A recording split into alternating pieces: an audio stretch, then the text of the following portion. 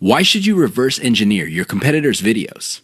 To a lot of newbie video marketers, their first instinct is to come up with a video that they think is hot. They swear that this video concept that they come up with is going to sell like hotcakes. I've seen this a million times before. The ending is very predictable. The idea that you thought was so hot fizzles out quickly. It turns out that your idea is not the best thing to come around since sliced bread. Far from it. Talk about an expensive mistake. If you want to truly dominate your niche through video marketing, you need to understand that you do not have to reinvent the wheel. Seriously, you just have to figure out what your competitors are doing and let them do your homework for you. Imagine that. Your competitors end up doing your homework for you. How?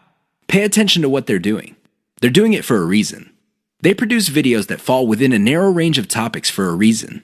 That reason should be obvious. It works. Start there.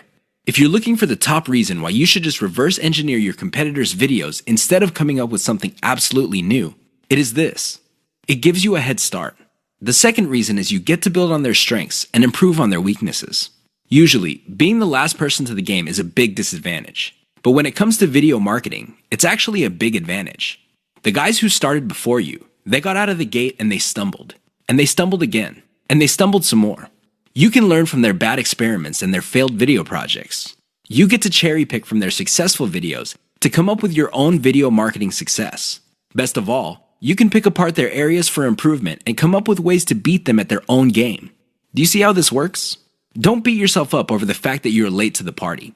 In the world of video marketing, being the last person to the game is actually one of the biggest competitive advantages you can ever have.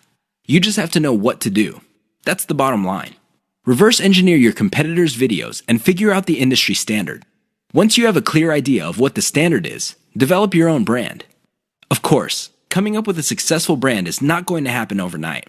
It takes quite a bit of practice. But if you know what you're doing, things will fall into place.